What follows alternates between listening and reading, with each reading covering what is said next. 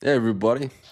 Welcome back to another episode of the Pull-Up Trade Podcast. We stayed up late. We watched them beat the Kings, solve a little bit of zone. Myself and Lewis will probably do a deeper dive into how that happened and why. But the Raptors, Trey, I don't know if you know this, but this win put them into a tie for the third seed. I don't know. I don't know how you feel about that. All the snickers, all the doubters in the summer, like, what are the Raptors doing? What's even the point? They're just gonna be the ninth seed. And and look at us. 50 wins is even out the question. They're gonna have probably 30 wins before the deadline, which is insane to It's consider where they were last year. I'm happy, man. it's surprising stuff. Uh, they are higher in the standings. Like the East is worse than I thought it was going to be. But Mhm. win wise, they're probably only a couple wins farther than the pace I maybe had in mind. Very close to the pace I think that you had in mind, which is nice to see. So we will be talking about Emmanuel Quickley just pieced together two really obviously one is the stats were that it was the most efficient 40-point game since Wilt or of all time. Maybe I should know the exact thing, but anyway, it was 13 shots for 40 points. It was pretty incredible. And he had 10 assists. So really he had like a landmark game for himself, something he'll be able to harken back to. He was also quality in this game against the Mhm. Kings, really strong in the second half, especially I thought. And we have a couple things we'll talk about, but honestly, Trey, they're a third seed. Kai brought up something that I want to ask you about. So the rivals week, right? So the Cavs and Hornets played each other, and I guess the motivation for their rivals week was Lonzo and LaMelo Ball. LaMelo was 0 of 10 from 3. Lonzo didn't even play. We just watched the Raptors game where Sabonis didn't play, of course, Mhm. where Jakob is out, where RJ's out, where CMB is out. And thankfully the Raptors had Ingram, Scotty, IQ, but you watch the NFL, and when guys are injured, it's that emblazoned logo on the Yeah. jersey. The NBA does not really have that. How do we create this? How do we create this? This I love Yeah. my team. I love this team. The win, the win, the win. Is that possible in the NBA? I don't think the nature of the NBA kind of works because one guy just is significantly more important than any other player on the floor. So it's tough. Plus just the need in the NFL, like there's always this expectation like if you don't buy in, you don't succeed, like you could be gone like this. It's So you authoritarian. it is. Jonathan Kuminga does not last in the NFL with his approach, I don't think.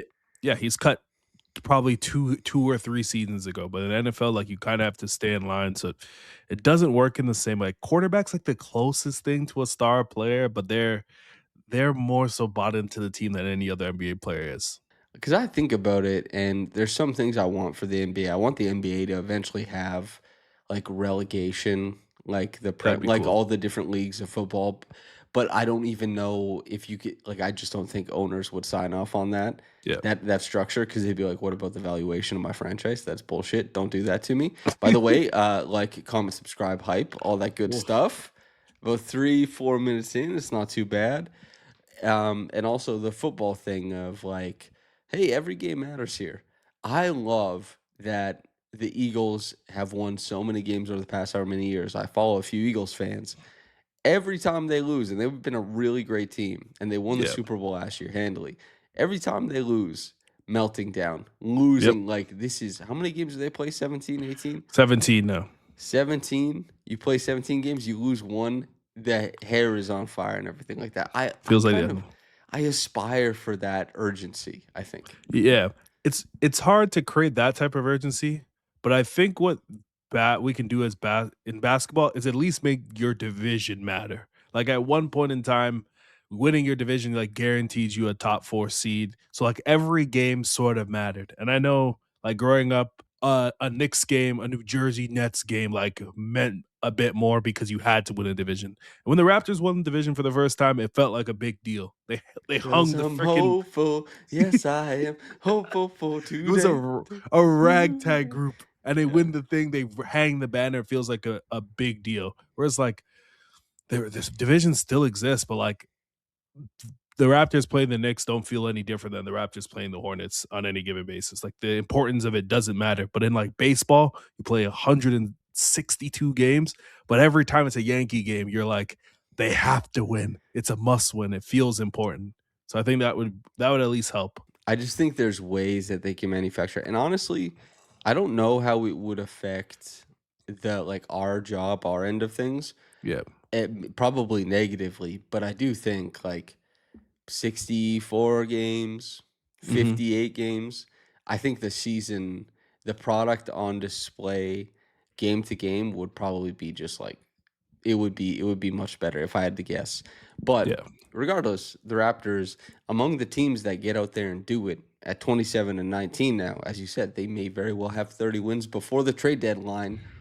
And you and I were not big on the purchasing power of this team, Hmm. but we're big on the vibes of the team. Their point guard, Emmanuel Quickley, just put together probably his two best back-to-back games. Obviously, the front end of that is doing a lot of carrying, but tonight, 18 points, 6 rebounds, 8 assists, as per usual, low turnovers, 12 shots, plus 15. Didn't shoot well from three on a night where in the first half they really needed that 3 point shooting to break the zone. But I thought facilitated and played with a significant level of composure, added quite a bit of driving punch. What did you make of Emmanuel Quickly tonight? And then I'll pull up all the stats for the 40 burger. That was so much fun. The greatest 40 ball we've ever seen in NBA history. Um, Would you go there? I mean, how many 40 balls have we ever seen that efficient? It felt like he was Steph Curry for a night, just for Can one wait, night. wait, wait. Oh, I'm such an ass. Can we just usually when you're that efficient, you go for more than 40. Like that I do feel a little bit like that. Is like why only 13, man? I do It's feel a like little bit that way. it's like what KD said. He's like, I can go get 60, but I'm just cool with my 30 point game on 60% true shooting. All right.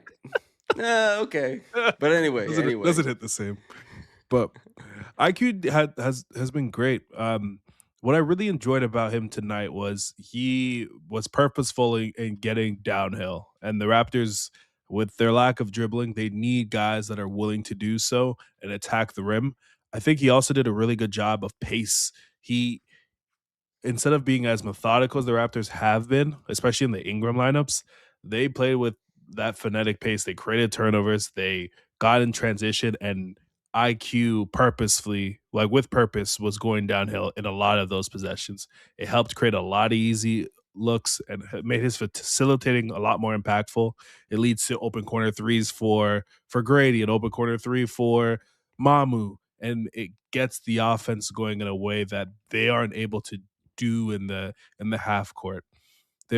I think the half court's sort of a mixed bag. They're much better against the zone today, but their the their ability to operate as an offense is largely dependent on his ability to hit shots because he's one of the few players that teams respect as a shooter.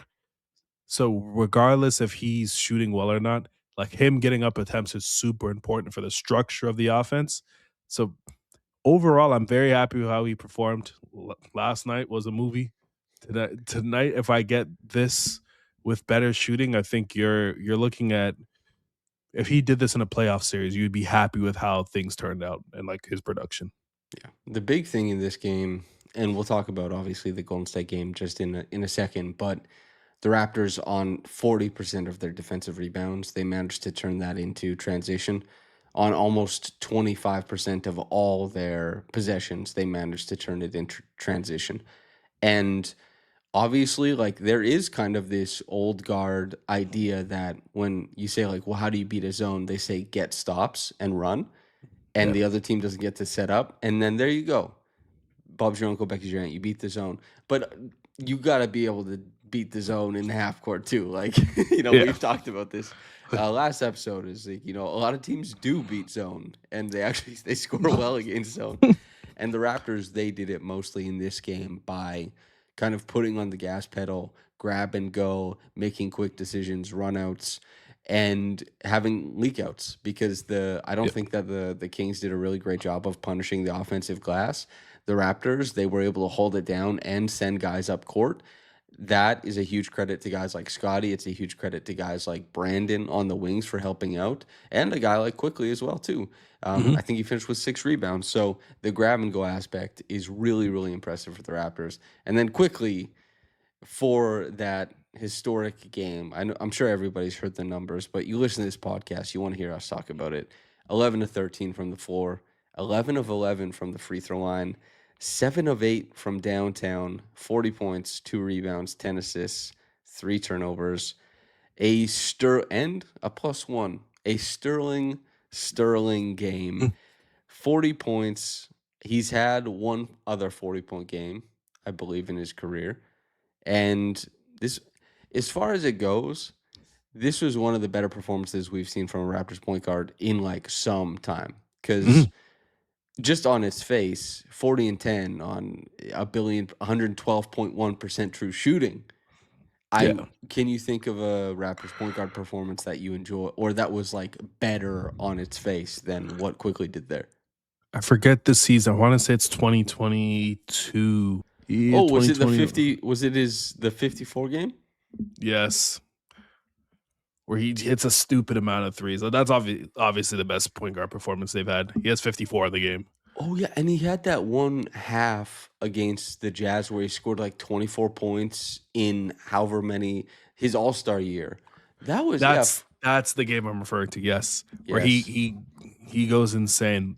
That season from it's probably the best Raptors shooting season ever, but the the shot making that he had based on the difficulty and the amount of grenades that were thrown on him, like Fred coming into a Raptor. If you told me he was going to be I didn't even think he was better than Delano Wright at one point, and he becomes an All Star, hits becomes one of the better shooters in the NBA. And like that 54 game, you felt like he was going to break the 3-point record at one point.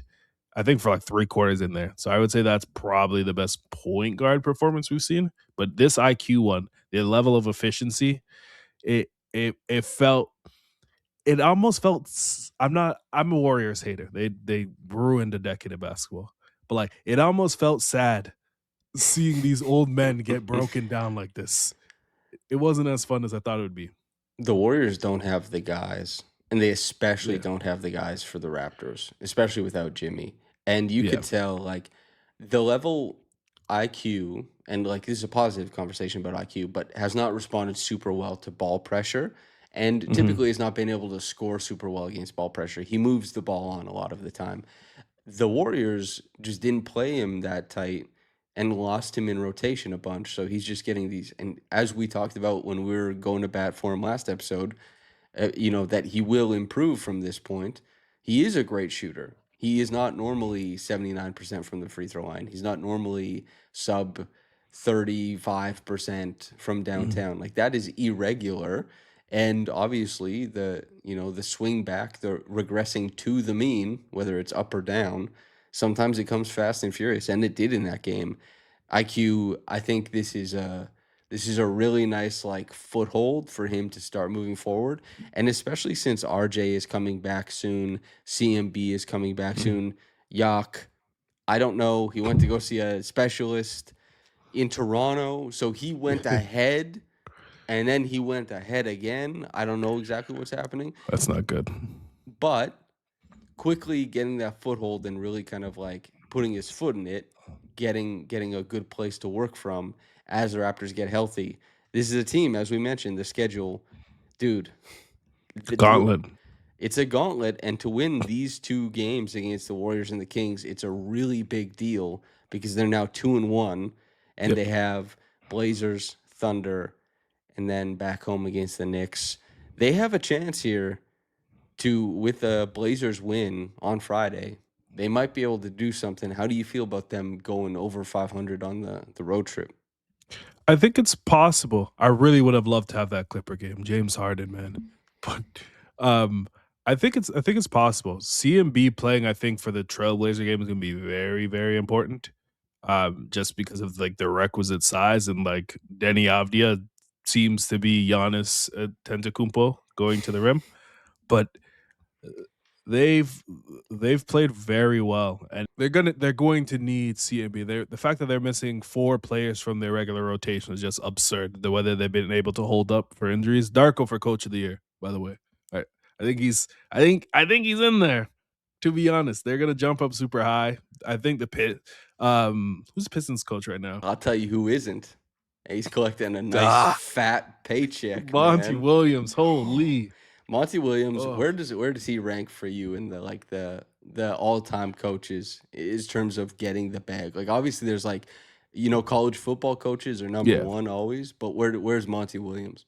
He has to be top 5 easily. He got $100 million contract. He doesn't have to do anything. If I was him, I would never coach again and just sit there, eat on that level of money. You didn't win a ring. That's totally fine. You're sitting on $100 million. If he was on the open market, he might not get that contract ever again. I don't think so. And then also like once the years are up, you could just coach again. Yeah. But JB Bickerstaff with the Pistons right now Yes. is doing a hell of a job. But honestly, I'd take the floor. What Yeah. make your case for Darko Coach of the Year? The Raptors, in terms of their stars, have barely played throughout the season. They've been one of the most injured teams in terms of their starting unit. They've had to rely on several different lineups, um, several different young players. They're one of the youngest teams in the NBA, and they've been a sum of their parts team where they've been able to pull guys like Jacoby Walter, who's been playing higher than expectation. A rookie like Colin Murray Boyles being relied on to be the back line of their defense, which they've had tons of success with. And I think as a team, you saw a unit and expect like how was this team going to be able to defend at any level? Me and you questioned that as well. But they're one of the 5 best defenses in the NBA. Of course, he has Scotty Barnes, but the Raptors season at one point could have turned based on how they started and their approach to defense. He not only adjusted, he thrived in making the adjustments that he put for the team. They became an elite defense and shot them up the rankings throughout the season. It hasn't been this monstrous breakout season like Cade Cunningham is having. Scotty has been fantastic, but they've been able to have this next man up approach and continually win. And it looks like they're going to improve anywhere between like 15 to 20 games without a significant roster trade or movement to alleviate any of the injuries. So I think he's doing a fantastic job. The big thing is, and of course, like it depends how the rest of the season goes. But you Yeah, of mentioned course. Scotty's been fantastic. He has, but it's not reflected in the box score relative to other years. So Yeah, people would look at that and say, "Well, is there any improvement there?" Of course, there has been, but it's for tough. sure. It's tough to see it. You look up and down the bench. You say like, "Yeah, Sandro statistically looks great." Who else Mhm. looks great on the bench? Jamal Shed, he'll get a lot of love from other coaches, but pick his true Yeah. shooting percentage out of a lineup. You might, like there might be a soundbite attached to it, and like Jacoby Walter, he's having a better year, but Scotty, Jacoby, they're sitting at like 57% true shooting. Yeah. There's just nobody who's efficient. And then Yep. you take that quick glance at the roster and you say, who are the great defenders? And it does lend itself to looking at Darko and saying, how does this guy get these guys to make Mhm. it work? Yep. The big question to tie this thing together that will put Darko in the running, I think really firmly, is RJ comes back, CMB comes back, Jakob sometime. Do you believe in any capacity the offense that we saw earlier in the start of the season? I don't think they'll be able to hit as many shots. Like CMB looked like Steph Curry for a little bit, and RJ was automatic. But I do think they can get to a point. I think the Raptors are what 17th or 18th best offense right now, give or take. Last time we spoke, but They were 15th on cleaning the glass, which takes away or like it removes garbage time. Right now, I mean, it shouldn't be any different, I guess. That right now yeah, they're 15th in offense. It says 6th in defense. But while you talk, perfect. I'll go look on Yeah, NBA.com. I I think it's foreseeable. Like with the talent jump, they're missing 4 guys from their rotation, where that gets to like 11 or 12. Just by proxy of RJ being within the lineup, them being able to get to the rim more, them being able to punish zone defenses now that they have. If Jakob ever plays, whenever teams play them in zone, he would be there. He would play in middle and be able to be that outlet that distributes throughout the zone. Scotty would be able to play baseline, be that play finisher that the defense had to worry about, and make your shell a bit more difficult. Um, so I think the offense, like, they have way more talent that hasn't been able to play, and like defensively, they will get better when Jakob's in the lineup, which is a good thing to see. That which will lead to more turnovers, allow them to play a bit faster. I think one of the big things of why their offense was also so good is that they played so fast with guys like RJ, Bi, Scotty, that multiple guys that can grab and go. So the talent jump in playing from going from RJ to Jameson Battle and Ochai Abaji is like it's can't be understated. So I think it's definitely possible they can get to like 11 or 12. RJ is he's impressed me. Obviously, he's impressed both of us this season. Of course. I'm excited to see him healthy again and not having to worry about. He's had a tough go of it this year, and especially considering how good he's been, it's been Mhm. really tough to watch him go down. And in a season where the Raptors both need him and need to win, it sucked last year when Quickley went down with like the pitcher injury in his elbow, and you had to be like, "Damn, we don't get to see him." But also, the Raptors were like, "Is it that bad to lose games? I don't know." Yeah. And Jamal Shed got this big run at being a point guard that he just never really had, obviously, in the NBA before as a rookie. And then also, another thing, too, is the Raptors are 19th in offensive rating on NBA.com, which means that they are bad in garbage time. No good in garbage time offensively. And I think that makes sense when you look at the roster. They don't have a Yeah. garbage time like combo guard burner. That's true. They don't have that guy. A lot of teams have that guy who's like, yeah, I'm going to get 11 points in 4 minutes. The coach doesn't trust me a lick, but I'm going to elevate things. The Raptors are like, nope, no frills over there. All of our guys are like meat grinders, especially our shooter, wing slash guard, Grady Dick, who is 1 to 6 from downtown. It's been tough, man. Got me stressed out. Basketball Yeah. can be stressful. 750 attempts are staring me at the face. When I went to go look up his shot attempts, for context, usually the people smarter than I say 750 attempts is where you can decide how good of a shooter it is. Grady's right at the precipice of this, probably within like what 2 weeks, 2 or 3 weeks of this, and he's sub 35%, which is like absurd for his level of talent. I can't keep saying that. He just hasn't been good. Yep. Uh, So the video I have of you or picture, I can't remember, where you're wearing the little lanyard with media on it oh, at Summer League.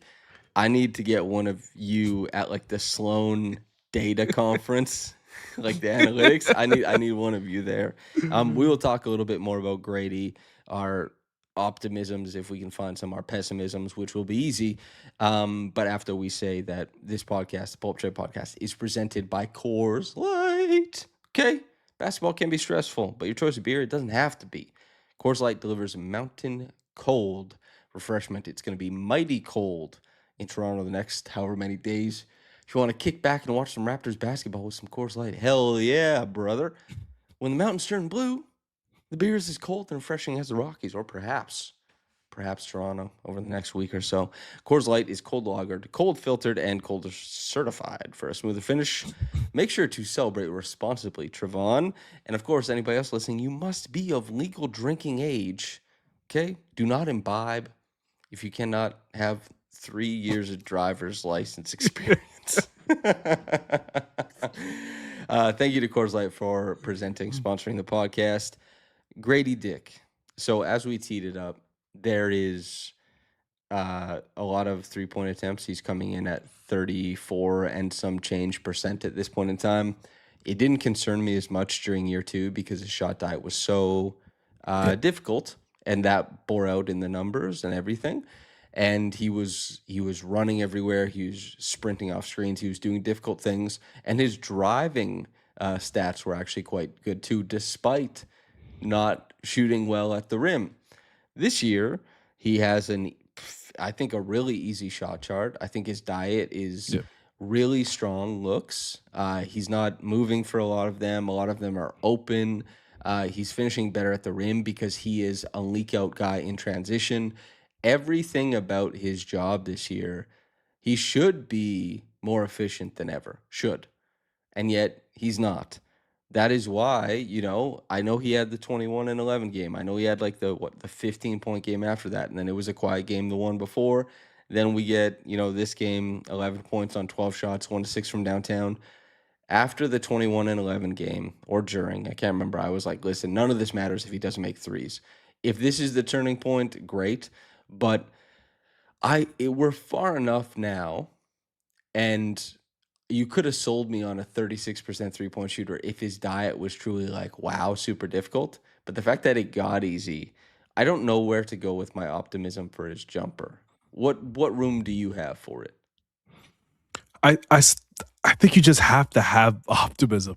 The, again, more Sloan nerd talk. Your pedigree of shooting usually follows you in the NBA. If you're a good shooter in high school, you're a good shooter in college, you'll be a good shooter in the NBA. That's typically how it works. That just hasn't bored itself out. But Let me ask you, why yes, do you think it isn't? Nobody has ever, even though you give out science on the regular, sir, nobody yes, has ever come to Trey asking, why can't Grady hit a three? This is your first time being asked, I'm sure. What the hell's up with that's that? true. I think, uh, and I'm not a sports science doctor. What was the sports John science show again? Brinkus, John Oh, Brinkus, I love that yes. show. He Oh my, was a legend, man. He was so good. oh, you like David Ortiz could smash a ram with his bat. I'm like, Yes. wow. LeBron James delivers the force into the ground when he plants his foot of a Mack truck slamming into a fire hydrant. You're like, yes, Yeah. John Brinkus, yes. Tough. But I think with a player like him, especially one like him entering the NBA, the notion, like everyone agreed, Darko even said, is like he's going to need to change his body in order to be a strong NBA player. And from where he was in year one, year three, there's a noticeable difference in like the amount of like husk he's put on. And Only in the arms. The arms is where yes, I see it more than anything else. shoulders, arms, like he's much bigger up top. And what I wonder, his shot doesn't look as fluid. Um, he is a two motion shooter, so it isn't the most fluid in the way that he's approaching. We discussed that in pre-draft, but Hmm. putting on that amount of size changes the way that your body functions. And I wonder if that's changed his touch and changed the way that his ability to shoot, just because it's a dramatic difference between year one and year three now, and the amount of weight that he's put on. He's still so young, carrying that much muscle. So I wonder if that is the biggest reason. But he I would be stunned if he finishes his career sub 35%. That might happen in year four, year five, year six. But he shoots the ball too well. He's had too many stretches where he's shown that he could be a high level shooter. I believe, for me to believe that his NBA career is going to end with him being Michael Kidd Gilchrist from three, it would stun me. That'd be bad news for him because he's not Michael Kidd Gilchrist on defense.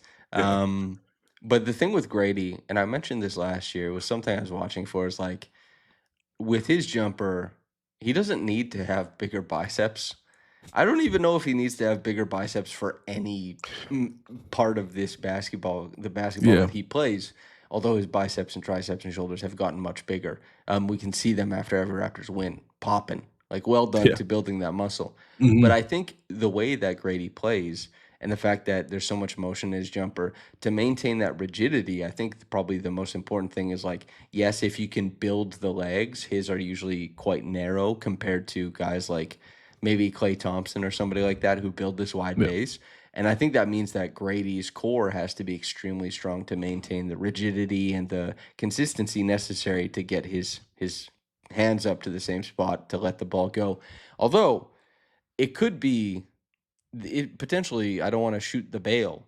He could be a cautionary tale. We talked about this and we have made loose references to it, but us and the fellas actually looked into Yeah. it like Grady's archetype does not leave college after the first year. Yep. They just don't. Usually Grady's archetype, and yes, it is a little reductive, but white shooters, they stay 4 years. Some of them even 5. And yeah, I think it is because guys like that typically need the extra ability to work on the physicality at the college level, their body, and they just don't get that much interest. The thing about Grady was he had the sauce, man. Yeah. He had the sauce at Kansas. He was doing the damn thing. He was like this multifaceted, interesting player, and you can see the glimpses of it almost every game. He's doing Mhm. something, and you're like, "Ooh, there's a little bit of oomph on that." Yeah. And so he left college very young for his archetype. He left college very underdeveloped physically, and it was like, okay, what's this going to look like at the league? And it's been hard. I talked to him Yeah. about it. I could tell like I didn't want to push it too much. I could tell he was like he feels it, but like the weight conversation around him when we did our Yeah. one-on-one interview, like even prior, I just it's it's been a journey for him, Yeah. and like whether it's with the Raptors, whether they sign him to extension, whether whatever, his basketball journey will continue. He will have an opportunity to like keep this thing churning. I'm just really interested what his path looks like because right now he's doing enough of the other stuff to generate like a little bit of interest and he gives effort. But all this would be fine and dandy if threes went down. He's leaving a lot of points on the board and easy looks too. Yeah. The frustrating part is that I do think the requisite husk has helped him on other portions of his game. Like defensively, he doesn't get moved off his spot. Um, the play against, I think it was Schroeder, where he takes the bump, strips. I think it was Russ actually. He strips Russ, and they get going in transition. 2 years ago, he's flying out of that spot and has no chance of getting a turnover there. And like his finishing against contact has improved. He's always been willing to take on contact, but the ability to absorb and finish through contact has improved quite a bit. He's been a great transition finisher for the team. So like you see it in other places sort of helping, but if the trade-off was like he's going to be like from a bad defender to being very bad, but he's one of the best shooters in the NBA, like teams will take that in an instant. He'll be able to play on the floor. This trade-off hasn't allowed him to stick on the floor, and it's allowing him his shot diet looks very similar. You mentioned it in our discussions today. Like Jacoby Walter and him are virtually taking the same type of shots. He isn't aiding the Raptors in any sort of way in the type of shots that he's taking, while also not providing that defensive like oomph that Jacoby is. And ideally, you want to play both of those guys together or for different roles. Gradey, like last year, was allowed to do a lot of second side stuff, but this year the shooting hasn't warranted that. And the Raptors are also just better. Mm-hmm. But I think with him, and I know there's like trade deadline stuff like that. Like I think you kind of have to just see it through with him. It's guys like Svi Mihailuk get several different chances in the NBA because it's very hard to find high level shooting. And you invested in this guy. He you aren't getting anything really in return. I would continue to play him and invest and see how things work out because he's improving in other factors. It's the always, I think Joe Wolfond wrote this in his piece. He was just saying, and he's not the first to say it, but he said it quite well. And I'm going to butcher the paraphrasing. So, I've already lost the plot in some respect. You know, the idea of when to trade a guy is when they are valued more out of house than they are valued in house. And of course, what fan base sentiment is always like trade the guy when he's valued less out of house than he is in Yeah. house. We're like watching this guy every time, like just trade his ass, man. We're sick of him. DeMar DeRozan was very good when he got traded for Kawhi Leonard. Yeah. Kawhi was very injured when he got traded for DeMar DeRozan. But the calculus was made there. It went Danny Green even is maybe the better example. Like Danny Green, he made the salary work, he did all that kind of stuff, but he was truly excellent. Like they got a Yep. starter on a championship team just tagged along. It's Steal. crazy, crazy trade. Anyway, you want to make decisions that benefit you. And if Gradey isn't like, and I know some people watch and think he's like tanking the hell out of the team, like they just can't win with this guy in the lineup. I'm not going to fight anybody on anything. Listen, it, there's probably no upside to trading him. The upside would have to be that he's so bad that playing him, simply that action, is what's truly detrimental and hurting the team. And I don't think we're there yet. And also, No. like, I don't know. I don't know what the plan is with Jameson Battle, but it doesn't seem to be like well tread right now. Mhm. Jacoby's injured. Everyone's injured. Would you rather play Gradey or AJ Lawson? Probably Gradey. Elijah Martin Yeah. still has to develop a little bit. Whatever. He's just Yeah. play him, see how it shakes out. Maybe he starts making threes, but it doesn't look close. When you watch, I think it's gonna miss. Yeah. I last year I used to be stunned when he missed. It was like, oh, that was just a difficult three. But or especially his first year where he had the second half of the year where he was shooting the hell out of the basketball. I would pray for those times, but Man, it was the open scrimmage, and he stutter ripped Brandon Ingram. Boom, boom. Put the ooh, ball back between his own legs, stepped back and cashed the triple. And I said, what the hell is going on here? oy, And it's not really been like that. yeah. Uh, it's been a challenge, and he's not in the same position he was last year, even his first year, where he shot terribly in the first half of the year, then figured it out. Like he just won't play. His role won't be secured because the Raptors are actually we're third place in the East. We're punching up. There's a chance where you look at could they win a round? Could they win two? So they're not in a position where you can force feed him minutes. Obviously, you want him to play and you want it for it to work itself out. But they're gonna get to a point, and I think it's more next year than this year, Okay. where So, you go want to ahead. build a core. No, just where you want to build out this team and decide who's gonna stay.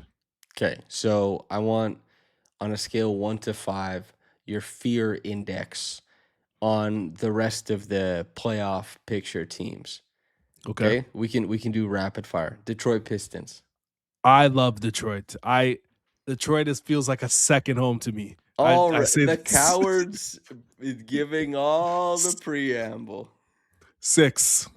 I think we match up very well with Detroit. We have a Six out lot of of five. size. Oh, we're doing out 10. Okay. Out Out of of 10. 10, Out of yeah. 10. 6, I would say. I think we match up really well, especially if Yaka plays. We can match their size and their rebounding and give them hell. Okay. Boston Celtics. 8. There's a world where Jason Tatum comes back. Jalen Brown's even better than before. It would be a tough series for us. Do you foresee trouble in paradise for Jason and Yes. Jalen? Yes. He said last week, he's like, well, I've been playing with Jason Tatum this whole time. I've been like this. That's so funny. Man. You know, it's kind of, and guys, they try to pretend like they say things like that, and then at the end of the day, they say like, "I love him. Don't ever let the media come between us." And it's like, it's Jalen Brown, but it's like I seen AJ Brown too, man. Okay, there's like guys do a lot of the little like Yeah. little throw rock hide hand comments, Yeah. and typically it ends up with them playing somewhere else. I mean, Mhm. it's funny though. New York Knicks. A 9. I don't think we match up with them at all. We can't defend Brunson. We can't defend Carl Anthony Towns. It just is like a brutal matchup. Brunson, the way he would boogie oogie oogie on this team, Oh, man. And there's no recourse. There isn't a single player who's a good defending option. there's no answer. Like even the good guard defenders on the team are bad options for him specifically. Yeah. Cleveland Cavaliers, who are sneakily 25-20. I would say a 7. For as bad as Cleveland is, the defending Donovan Mitchell would offer all the same issues that Jalen Brunson has. You fear of the top 5 teams in the East based on this index. The plus 7.3 point differential, 32-10 Detroit Pistons. That is your second home, some people say. Oh, Pistons Jack, I'm sorry. I'm sorry. But I've watched a few Pistons games this year. They win with their size. They rebound the hell out of the basketball. Cade has been fantastic. I just think we can match their rebounding at full strength, and I like our odds if you put 48 minutes of CMB and Scotty on Cade for an entire series. Do you think if we dressed you up in a little bit of green and yellow and you did the accent and you pretended, love dear Raptor, like you did all that, that we pretend you were from Jamaica, that the Blue Jays would let you throw a first pitch during a Raptors during a Raptors series? Oh my goodness. Oh my goodness. But yeah, do you think you'd get to throw the first pitch if we were like not, you're Jamaican, but if you're like you really put it on? Like, I'm Jamaican. I've been a Blue Jays fan my whole life. I think so.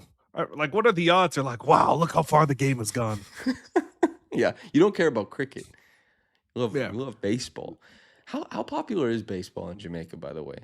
Does that have motion? No, not at all. It's like cricket, soccer, pretty much. That was like when I learned about Scotland and that they do like it's called hurling. It's just throwing rocks. Like, damn.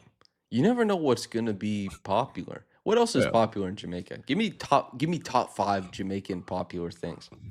Track and field. That's like Yeah, man. number You one. guys are the best. The best in the world. Track and field is number one. Their version of basketball is called netball. I don't know if you heard it before. Yeah. Yeah. It's basketball with no backboard, essentially. So it's a mix of basketball and handball, more or less. What else? Soccer. Soccer's probably number 2. What else? What else would be popular? No one plays football in Jamaica. Bobsledding.